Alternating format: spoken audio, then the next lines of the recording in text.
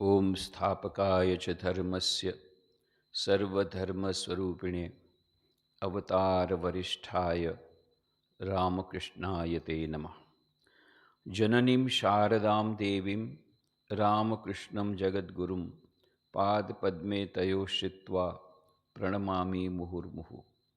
नमस्यतिराजाय विवेकानन्दसूरये सच्चित्सुखस्वरूपाय स्वामिने तापहारिणे। भगवान श्री रामकृष्ण देव, श्री माँ शारदा देवी एवं स्वामी विवेकानंद की कृपा से फिर से हमारा यह सत्संग शुरू हो गया है और यह दिवाली का पर्व बहुत अच्छी तरह से भली भांति निपट गया। ये भगवान श्री रामकृष्ण माँ शारदा देवी स्वामी विवेकानंद की कृपा से। आप सब लोगों को मैंने दीपावली की शुभकामनाएं पहले ही दे दी थी। गतकल को यह विक्रम संवत के अनुसार नया वर्ष प्रारंभ हुआ, तो उसके लिए भी कई लोग आए थे आश्रम में, कई भक्त लोग। साल मुबारक बोलते हैं, गुजरात में यह प्रथा है। गुजरात और राजस्थान वगैरह में जहाँ विक्रम संवत मानते हैं, इसको नया साल प्रारंभ होता है, तो साल मुबारक कहते हैं, नूतन वर्षाभिनंदन कहते हैं। तो हमारे तो हैप्पी न्यू ईयर भी कहते हैं आजकल तो। और हैप्पी न्यू ईयर तो हमारे बहुत हैं, ये हमारी भारतीय संस्कृति की यह एक विशिष्टता है कि हम लोग बहुत सारे हैप्पी न्यू ईयर मनाते हैं। 1 जनवरी को मनाते ही हैं, फिर विक्रम संवत का पहला दिन, ये दिवाली के बाद का या उसके एक दिन बाद का जो है वो भी मनाते हैं। फिर अप्रैल महीने में तो बंगला न्यू ईयर होगा, पहला वैशाख, वो मनाएंगे। Bengali new year, Tamil new year, फिर तेलुगु न्यू ईयर, ऐसे बहुत सारे हमारे विभिन्न प्रांतों के भी नए जो होते हैं उनको भी मनाते हैं हम लोग। ये हमारी ऑल इंक्लूसिव कल्चर है। बाकी सारे विश्व में कई जगह पर इंक्लूसिवनेस के ऊपर सेमिनार, वेबिनार, इंटरनेशनल सेमिनार होते रहते हैं। हमारे यहाँ सेमिनार करने की आवश्यकता नहीं है, वो हजारों वर्षों से ऑल इंक्लूसिव ही है, एकदम ऑल इंक्लूसिव। सभी को हम लोग ग्रहण करते हैं, ये यहाँ विशिष्टता है भारतीय संस्कृति की। तो यह पर्व भी, कल का गोवर्धन पर्व जो भी कहते हैं वो भी पूरा हो गया, और आज भाई बीज का पर्व है, जिसको यम द्वितीया भी कहते हैं, भाई दूज भी कहते हैं, भ्रातृ द्वितीया भी कहते हैं। गुजरात में भाई बीज कहते हैं। द्वितीया इसलिए बीज, बीज का मतलब है द्वितीया। तो भ्रातृ द्वितीया, यम द्वितीया, भाई दूज, भाई बीज, ये सब एक ही बात है, पर भाइयों को समर्पित है। ये भाइयों के साथ संबंधित है। भाई और बहन के रिश्ते की जो मधुरता है और उसकी जो विशिष्टता है, उसको उजागर करता हुआ यह पर्व है, भारतीय संस्कृति का अनन्य पर्व। रक्षाबंधन के समान ही यह भाई बहन के रिश्ते को उजागर करता है। तो आख्यायिका ये ऐसी है कि यमराज इस दिन अपनी बहन यमुना के यहाँ गए थे। यमराज को माना जाता है मृत्यु का देवता। तो क्योंकि यमराज अपनी बहन यमुना जी के पास भी गए थे और यमुना जी ने उनके पास से वरदान लिया था, तो आज भी उसको याद करके कई भाइयों को बहनें बुलाती अपने घर में। उनको, जैसे यमुना जी ने यमराज को, अपने भाई को भोजन कराया, संतुष्ट किया, उसी प्रकार से बहनें भाइयों को संतुष्ट करती है, उनको भोजन कराती हैं। भाई उसके बदले में आभूषण देते हैं, अलंकार देते हैं, धन देते हैं, संपत्ति देते हैं, उपहार देते हैं, गिफ्ट देते हैं। सबसे ज़्यादा तो दोनों के बीच में प्रेम का आदान प्रदान होता है। और भाई के लिए बहन इस दिन यमराज को प्रार्थना करती है, लंबी उम्र मेरे भाई को मिले, इस प्रकार की प्रार्थना करती है। ये हमारी ट्रेडिशन है, ये भारत की परंपरा है। और कुछ लोग इस दिन यहाँ पर यम एवं चित्रगुप्त की पूजा का भी इसमें, इस पर्व में व्यवधान है। यमराज माने मृत्यु के देवता, और चित्रगुप्त उनके special officer on special duty, OSD जिसको बोलते हैं ना, officer on special duty, OSD to CM, OSD to PM, OSD to the god of death ये है चित्रगुप्त। इनके पास तो सुपर कंप्यूटर है, पूरा उसमें रहता है, फीडिंग किया हुआ रहता है, किसने क्या क्या काम किया उसके अनुसार उसको तुरंत मरने के बाद यमदूत तो जाकर के ले आए उस आत्मा को, फिर उसको भेजना भी तो पड़ेगा, कौन कहाँ जाएगा उसका उसमें फीडिंग रहता है। चित्रगुप्त का चोपड़ा बहुत फेमस है, चित्रगुप्त का चोपड़ा, ये ऑफिसर स्पेशल ड्यूटी। तो यम और चित्रगुप्त की पूजा का भी उस दिन आज दिन के व्यवधान है। तो आज का ये भाई दूज का जो पर्व है वो हमें याद दिलाता है भाई और बहन के बीच की जो मधुर, उनके बीच का जो मधुर संबंध है उसकी हमको याद दिलाता है। और इस प्रकार से ये भारतीय संस्कृति का एक अभिन्न अंग है। और जहाँ तक हम लोगों का संबंध है, हम लोग की रामकृष्ण विवेकानंद भावधारा में हम देखते हैं किस प्रकार से श्री रामकृष्ण देव ने अपनी बहन के लिए, हेमांगिनी देवी के लिए कितना कुछ किया।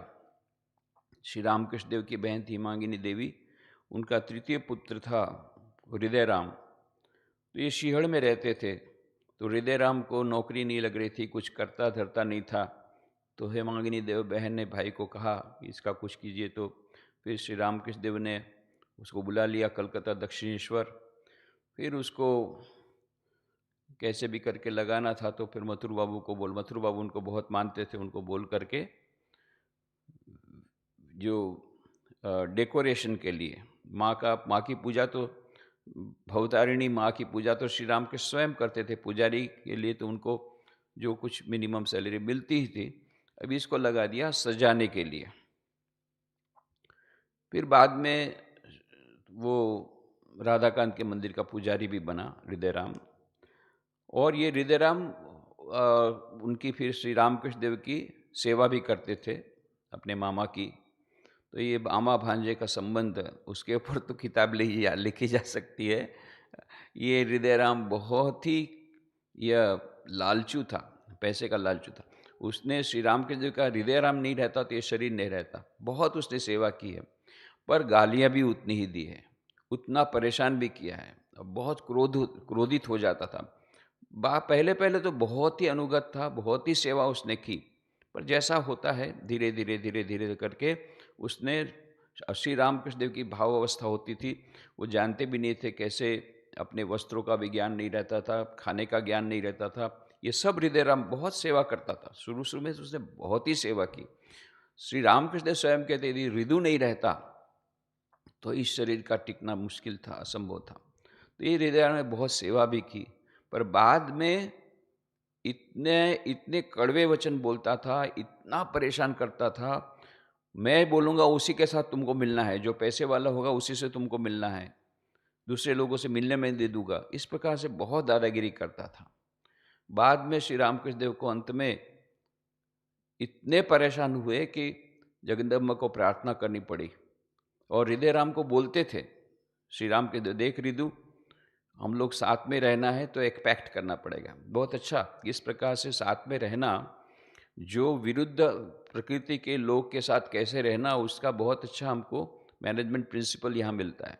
श्री रामकृष्ण देव ने हृदय राम को कहा, देख रिदु, जब मैं क्रोधित हो जाऊंगा तब तू शांत रहना, और जब तू क्रोधित होगा तब मैं शांत रहूंगा, दोनों यदि एक साथ क्रोधित हुए तब गड़बड़ होगी। तो इस प्रकार से रिदु के साथ उनका विशेष संबंध था। पर श्री रामकृष्ण देव ने अपनी बहन के लिए बहुत कुछ किया, और उस प्रकार से उन्होंने यहाँ पर अपनी बहन के लड़के हृदय राम के लिए भी बहुत किया। बाद में फिर हृदय राम को जब नौकरी से निकाल दिया गया, फिर हृदय राम आता था रोते हुए, तो उसको अहाते के भीतर में आने की भी उसकी अनुमति नहीं थी। जब मथुरानाथ बाबू के जाने के बाद जब त्रैलोक्यनाथ विश्वास जब उसके मालिक हुए तो उन्होंने हृदय को निकाल दिया था। त्रैलोक्यनाथ बाबू की छोटी बच्ची को उसने कुमारी पूजा या कुछ कर दी थी। और ये उच्च ब्राह्मण परिवार का कोई व्यक्ति यदि निम्न वर्ण के परिवार की कन्या को यदि पूजा करता है तो बहुत अमंगल होगा, ये सोच करके वे बहुत ही क्रोधित हुए और त्रैलोक्यनाथ ने उसको निकाल दिया। उसको ये कहा गया था, अहाते के भीतर मत आना। तो हृदय राम ने कहा कि मामा आप भी चलिए, आपको भी कहा गया है। तो वो भी चले, वो भी बाहर जा रहे थे। तब त्रैलोक्यनाथ विश्वास को पता पड़ा, दौड़ते हुए बोले, आप क्यों बाहर जा रहे हैं? बोले हृदय ने कहा कि मेरे को भी जाना। नहीं नहीं नहीं, वो हृदय को मैंने बोला है, आपको जाने का मैंने नहीं कहा। तो माँ श्री राम कृष्ण वापस आ गए। उनको मान अपमान की कुछ नहीं थी, पड़ी नहीं थी। जो भी हो, बाद में हृदय राम जब आता था तो हाथे के सामने बाहर रहता था, भीतर नहीं आ सकता था। श्री राम कृष्ण उसको मिलने के लिए बाहर जाते थे इतनी धूप में, वो बात करते थे, उसको आश्वासन देता था। वो बहुत रोता था कि देखिए मेरे को फिर से बुला लीजिए। बोले अभी तो वो सवाल नहीं है फिर से वापस आने का, तो जगदम्बा तेरे लिए कुछ न कुछ करेगी, ऐसा करके आश्वासन देते थे। और कई लोग को बोलते थे ऋतु के लिए कुछ करना चाहिए। जो ऋतु ने, जिस ऋतु ने उनको सेवा भी पहले बहुत की थी, इतना परेशान भी किया था, फिर भी श्री रामकृष्ण देव उनके लिए सोचते थे, उनके लिए, उनकी मदद करने के लिए, सहायता करने के लिए प्रस्तुत रहते थे। तो ये भाई का बहन के प्रति प्रेम दर्शाता है। स्वामी विवेकानंद यद्यपि वह सन्यासी थे, सन्यासी जब जब सन्यासी नहीं हुए तब अपनी बहनों को बहुत प्यार करते थे, उनके साथ खेलते थे, चिढ़ाते भी थे बहनों को। ये सब तो हम लोग उनके जीवन चरित्र में पढ़ते हैं। और उनकी बहन ने, जब योगेंद्र बाला ने, जब उनको खबर मिली थी अल्मोड़ा में जब थे, हमने बताया उसके बारे में विस्तार से चर्चा की, किस प्रकार से योगेंद्र बाला, उनकी बहन ने, जब उस प्रकार की सामाजिक स्थिति ऐसी थी, बहनों पर इतने अत्याचार होते थे, उस विषम परिस्थिति में उसको आत्महत्या करनी पड़ी थी। यह सब सोच करके स्वामी जी की आंखों में आंसू आ गए थे। और तभी उन्होंने कहा था कि भारतीय नारी के लिए मुझे कुछ न कुछ करना है, हमारी बहनों के लिए कुछ न कुछ करना है। सारे देश की बहनें मेरी बहनें हैं। एक बहन नहीं, ऐसे तो कई बहनें हैं जिनको समाज की इस विषम परिस्थिति में कौन आत्महत्या करता है। जब सब इतना अधिक दुख हो जाता है कि जब वो किसी भी प्रकार से उसको कोई रास्ता खुलता नहीं, तभी तो कोई व्यक्ति आत्महत्या करता है। तो इसलिए उनको मन में बड़ा दुख था कि भारतीय नारियों के लिए, मेरी बहनें जो हैं सारे देश की, उनके लिए कुछ करना है। और इसीलिए वहाँ पर उन्होंने मिस मार्गरेट नोबल को ये इस प्रकार से पत्र लिखा था, बड़ा बहुत ही प्रेरणादायी पत्र, कि मेरे देश की बहनों के लिए मैं कुछ करना चाहता हूँ, तुम इसमें बहुत प्रदान कर सकती हो। और फिर हम जानते हैं कि इस प्रकार से मिस मार्गरेट नोबल आती है, बहनों बहनों के लिए बहुत काम करती है, स्कूल शुरू करती है कलकत्ता में, जिसका नाम अभी सिस्टर निवेदिता स्कूल है, अभी भी वो चल रही है। और भारत की आज़ादी के लिए, स्वाधीनता के लिए भी बहुत करती है। इसकी भी हमने विस्तार से चर्चा सिस्टर निवेदिता के जन्मदिन पर की थी। तो ये स्वामी विवेकानंद ने उसको ब्रह्मचर्य दीक्षा दी, तब उसका नाम दिया निवेदिता, सिस्टर निवेदिता, भगिनी निवेदिता। तो ये स्वामी विवेकानंद की अनुपम भेंट है। स्वामी विवेकानंद जी ने भारत की बहनों के लिए जो स्कूल शुरू की, एजुकेशन की, भारत बहनों के विकास के लिए, बहनों की शिक्षा के लिए जो व्यवस्था की, उसके साथ साथ उन्होंने भारतवर्ष को एक अनुपम भेंट दी, उपहार। वो क्या उपहार था?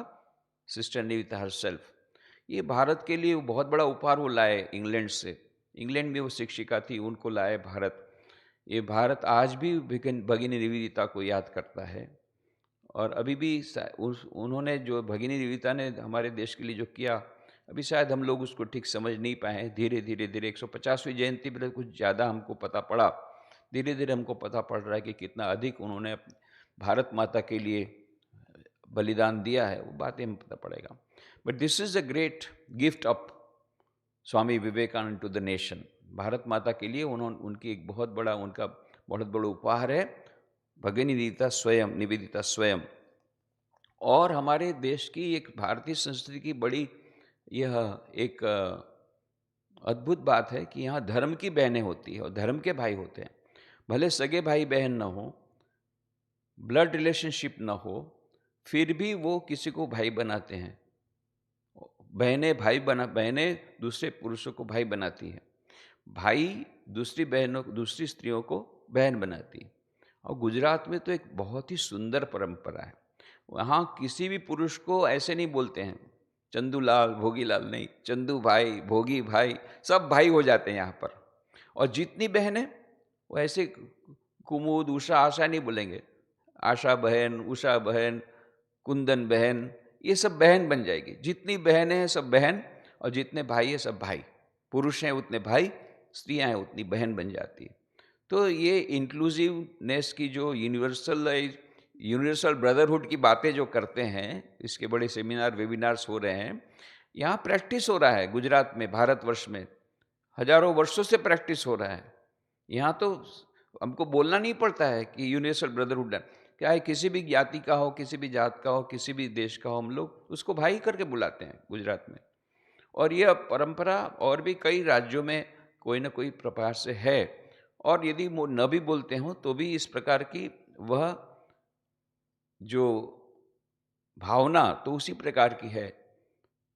जो विश्व बंधुत्व की भावना यहाँ भारतवर्ष में हजारों वर्षों से उसका पालन किया जाता है, केवल बोला जाता है मुख से, ऐसा नहीं है। और यहाँ हम लोग को सिखाना नहीं पड़ता है, यह हमारे मानो हमारे रक्त में ही है, यूनिवर्सल ब्रदरहुड। तो ये भाई बनाने की प्रथा है, धर्म की भाई, धर्म की बहन। तो स्वामी विवेकानंद जब अमेरिका में गए तो उनकी धर्म की कई बहनें हुई।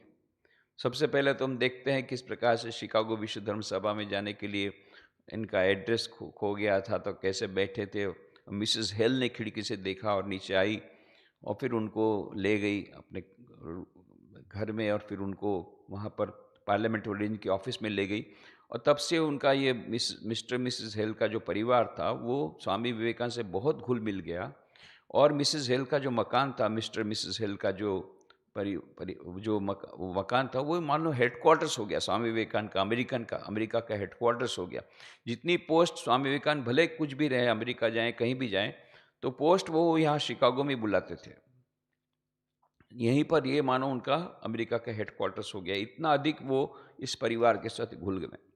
और इनकी जो दो भतीजियाँ थी, मिस्टर हेल की, मिसेस हेल की, और दो उनकी लड़कियाँ थी, दो कन्याएं थी। तो ये चारों उनको स्वामी जी हेल सिस्टर्स कह के पुकारते थे। तो मिस्टर हेल तो हुए, उनको सबको स्वामी जी उपनाम देने की उनकी बहुत मजाक में सबको उपनाम देते थे स्वामी जी, मजे से। तो मिस्टर हेल को बोलते थे फादर पोप, और मिसेस हेल को बोलते थे मदर चर्च। और ये चारों उनकी दो भतीजियाँ, दो कन्याएं, उनको वो सिस्टर्स बोलते थे, बहन बोलते थे। और ये अद्भुत ये रिलेशनशिप था। भाई कहीं भी हो तो बहनों की खबर रखते थे, बीच बीच में पत्र लिखते थे। उस समय टेलीफोन नहीं था, व्हाट्सएप नहीं था, मोबाइल नहीं था, केवल पत्र ही लिख सकते थे, तो पत्र लिखते थे, कहीं भी हो पत्र लिखते थे। कितने सारे पत्र लिखे हैं मिस मेरी हेल को, मिसेस हेल को भी लिखे हैं, उनको वो माँ मानते थे। पर इन बहनों को उन्होंने काफ़ी पत्र लिखे हैं। आप देखेंगे मिस कुमारी मेरी हेल को लिखित कई पत्र आपको मिलेंगे लेटर्स ऑफ विवेकानंद में। तो ये मिस कुमारी हेल को उन्होंने जो पत्र लिखे उसमें कई तो बहुत ही इंस्पायरिंग लेटर्स है, जिनकी बात हम लोगों ने इसके पहले भी कही थी। ये कुमारी, और वो लोग कहते थे Swami Vivekananda, you have been the sweetest notes in my journey and clashy life, in my jarring and clashy life. कहते हैं कि मिस मेरी हेल को लिखते हैं, you have been the sweetest notes, you have been the sweetest notes in my jarring and clashing life. मेरे जीवन में जो बहुत सारा जो मेरा जीवन है, द्वंद्वों से भरपूर और दुखों से भरपूर, उसमें तुम्हारा जो प्रदान है, वो माने तुम जो मेरे जीवन में एक मधुर आश्वासन के रूप में आई हो। ऐसा मिस हेल को लिखते थे, मिस मेरी हेल को लिखते हैं स्वामी जी। तो इस प्रकार से उन दोनों का ये भाई बहन का संबंध, और कई बहनें स्वामी जी ने वहाँ पर अमेरिका में, इंग्लैंड में बनाई, धर्म की बहनें। तो ये भारतीय संस्कृति का अंग है। तो स्वामी विवेकानंद जी भले वो सन्यासी थे, इसलिए अपनी परिवार की बहनों के लिए कुछ नहीं कर पाए ज़्यादा कुछ, परंतु उनके लिए उन्होंने उनके सोचा और उनकी स्मृति में उन्होंने बहुत सारा काम किया। और इन बहनों के, और जो बहनें उन्होंने बाद में अपने जीवन में बनाई, धर्म की बहनें, उनके लिए भी उन्होंने बहुत काम किया। ये भाई बहन का जो स्वीट रिलेशनशिप है, जो मधुर संबंध है, उसको उजागर करता है। और अंत में हम बातें करेंगे माँ शारदा देवी के बारे में। उसके पहले मैरी हेल के बारे में बोल दें तो मैरी हेल ये बाद में बहुत उन्होंने फिर विवाह किया था बड़ी बड़ी उम्र में, और उनसे भी बहुत बड़े उम्र में थे ऐसे एक धनवान व्यक्ति के साथ उन्होंने विवाह किया, इटालियन के साथ 5 नवंबर 1902 को, मतलब स्वामी विवेकानंद की महासमाधि के बाद। और 1922 में जब उनके पति की मृत्यु हो गई तब वे फ्लोरेंस में रहती थी और अपनी माँ के साथ। और जब 1 जनवरी 1933 को 1 जनवरी 1933 1933 को 68 साल की उम्र में उनका निधन हुआ। और फिर उन्होंने विल में अपना लिखा था, विल में उस समय के ज़माने में जो एक बहुत बड़ा अमाउंट था, ऐसा 48,500 रुपीज़ 48,500 48,500 रुपया उन्होंने बेलूर मठ के लिए दान स्वरूप अपने विल में लिखा था। तो ये मिस मैरी हेल के साथ का जो संबंध है वो अपने आप में बहुत बड़ी कहानी है। पर ये कहता है कि श्री रामकृष्ण माँ शारदा देवी स्वामी विवेकानंद के जीवन चरित्र से भी हमको ये भाई बहन की जो उत्कृष्टता है भाई बहन के संबंध की, उसके बारे में पता लगता है। अब श्री माँ शारदा देवी के बारे में जब आते हैं तो यहाँ उल्टा माँ ने भाइयों के लिए क्या किया उसकी हमको पता लगता है। भाइयों ने बहनों के लिए जैसे करते हैं, बहनें भी भाइयों के लिए करती हैं। तो यहाँ माँ शारदा देवी के जीवन से हमको पता लगता है कितना उन्होंने अपनी बहनों के लिए, अपने भाइयों के लिए किया। तो उसमें से उमेश चंद्र जो थे उनके जो भाई, वो तो बहुत कम उम्र में उनका देहांत हुआ। और फिर अभय चरण का देहांत हुआ शादी होने के बाद, वो भी यंग उम्र में ही हुआ, तब युवावस्था में ही हुआ, परंतु उस समय तक उनका विवाह हो गया था। और उनको एक बच्ची भी थी जिसका नाम था राधु, और उनकी पत्नी का नाम था सुरबाला। और बाकी और 3 भाई थे, प्रसन्न कुमार, काली कुमार और वरदा प्रसाद। ये 3 भाई बहन को बहुत परेशान करते थे, और माँ शारदा देवी फिर भी इनको प्यार करती थी, इनकी सेवा करती थी, इनको सभी प्रकार से इनकी इच्छाएं पूर्ण करती थी। यह जो भाई बहन का संबंध है, अद्भुत संबंध। माँ शारदा का जीवन जब पढ़ते हैं आश्चर्य होता है। माँ शारदा देवी साक्षात जगत जननी, और इनके भाई एकदम सांसारिक, संसार में आसक्त, पैसों में आसक्त, सब समय माँ के पास से, अपनी बहन के पास से कैसे पैसा पैसा ऐंठ लेना, बस इतना ही उनका काम। कैसे भी करके माँ के बहन के पास से पैसा लाना ही पड़ेगा।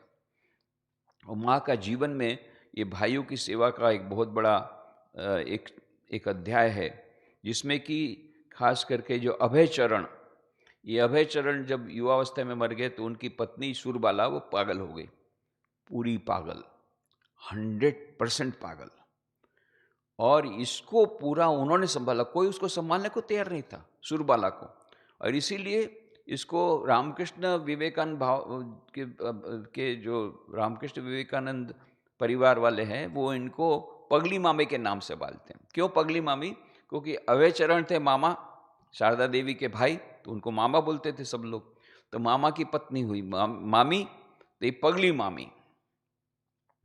तो ये पगली मामी सुरबाला पूरी 100% पागल। उसको माँ किस प्रकार से उनको रखती थी, कितना समझा बुझा करके, और ये पगली मामी कितना माँ शारदा देवी को परेशान करती थी।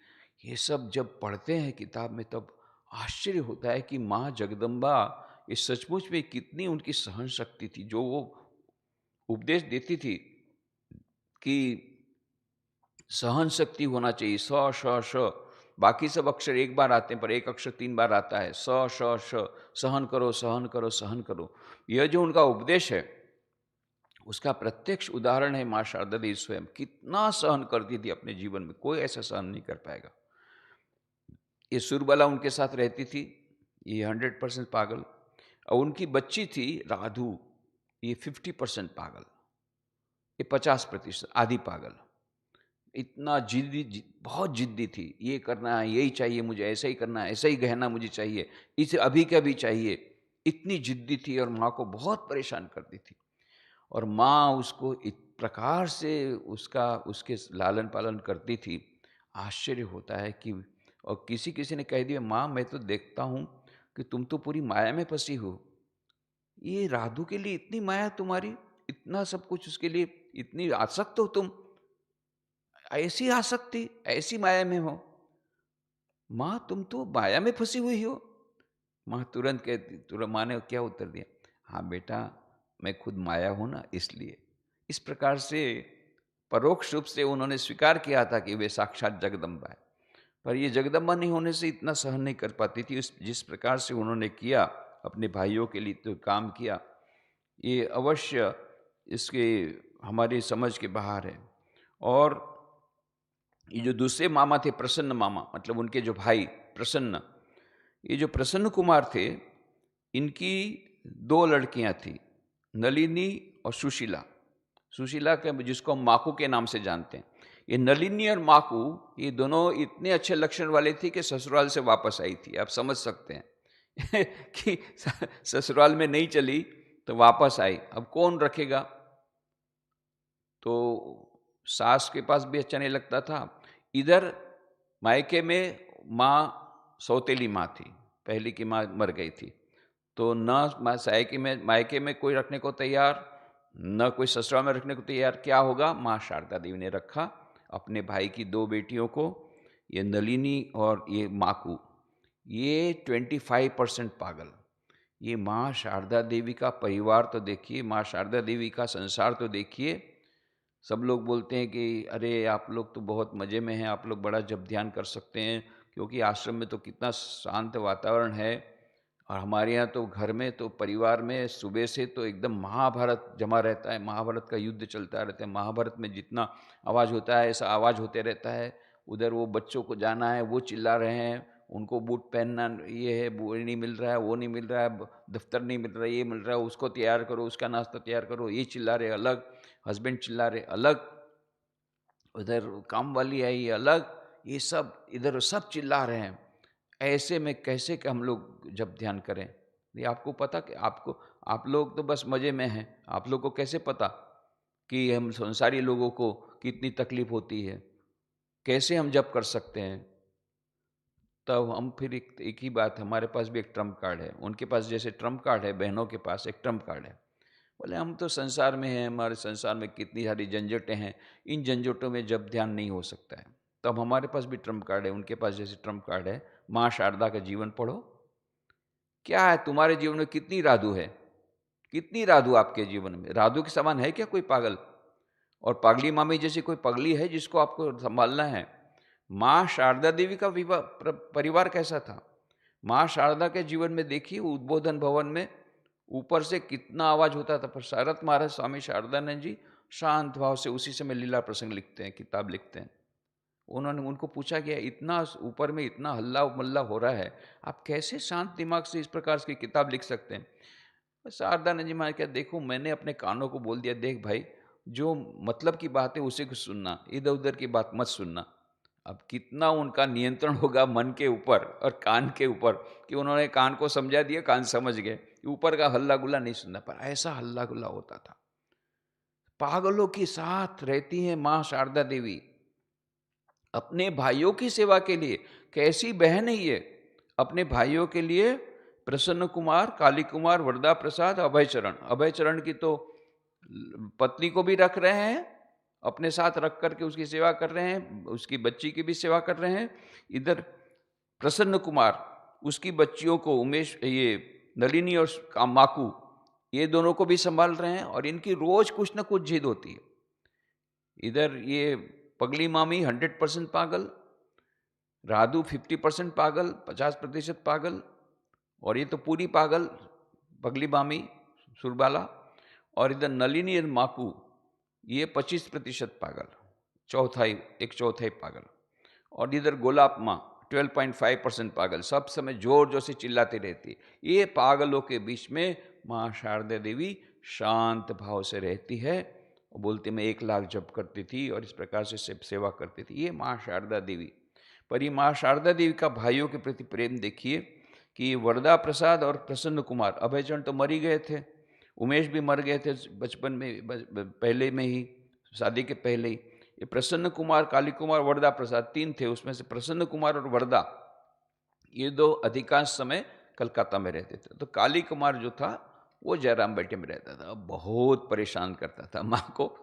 सब समय बोले माँ पैसा लाओ, माँ बोलती बेटा ये थोड़ी सी प्रॉब्लम, थोड़ी समस्या है, थोड़ा सब्जी लाना। हाँ लाऊंगा, पैसा लाओ पहले। बहुत पैसा ऐंठता था खास करके। वैसे भगवान ने क्या उसको सद्बुद्धि दी, तो जिस जगह पर माँ शारदा देवी का मंदिर है उसमें कि वो ज़मीन में बोले माँ यहाँ पर तुम्हारे लिए इतने सारे भक्त आते हैं, तो एक यहाँ का ये सब कुछ करने से अच्छा रहेगा तुम्हारी स्मृति में। तो तुरंत स्वामी शारदानंद जी को पुत्र लिखवाया कि काली को सद्बुद्धि हुई है, तो जल्दी से फिर स्वामी शारदानंद जी महाराज ने आए तो फिर काली फिर बदल गया। नहीं, वो जितना मार्केट रेट है उतना तो देना ही पड़ेगा, ऊपर से और देना पड़ेगा। उसके लिए भी स्वामी शारदानंद जी रेडी हो गए, राजी हो गए, बाले कब इसका दिमाग बदले। पर ये हमेशा पैसा ऐंठने का उनका धंधा, इतना पैसे में आसक्त, ये सभी मामा पैसे में आसक्त।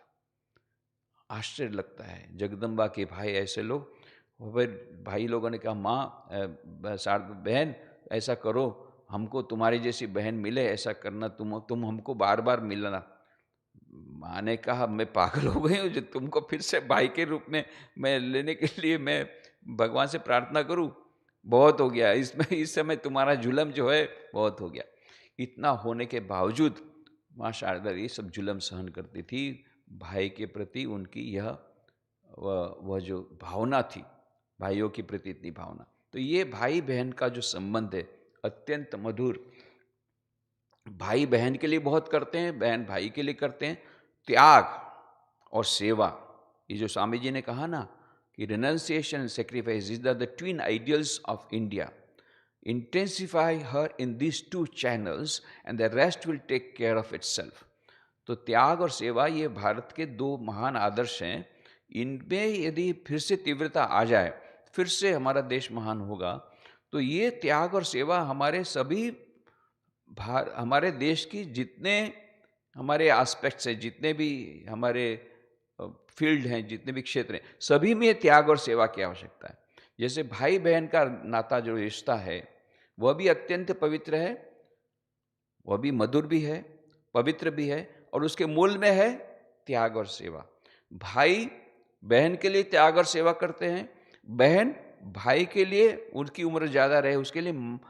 वो कितनी बहनें अपने भाई की सफलता के लिए, भाई यदि किसी मान लो टूर्नामेंट में जाता हो या भाई परीक्षा में बैठता हो, तो बहनें उसके लिए मानती है, मन्नत करती है कि हे भगवान यदि मेरा भाई यदि सफल हो जाए तो मैं आपको इस प्रकार से ये करूँगी।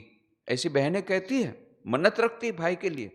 तो ये भारतीय संस्कृति है जहाँ बहनें भाइयों के लिए प्रार्थना करती है, बहन भाइयों के लिए, भाई बहन के लिए इतना अधिक करते हैं। मैं स्वयं जानता हूँ एक परिवार को कि एक कोई जी गुजरात इलेक्ट्रिसिटी बोर्ड में काम करते थे भाई।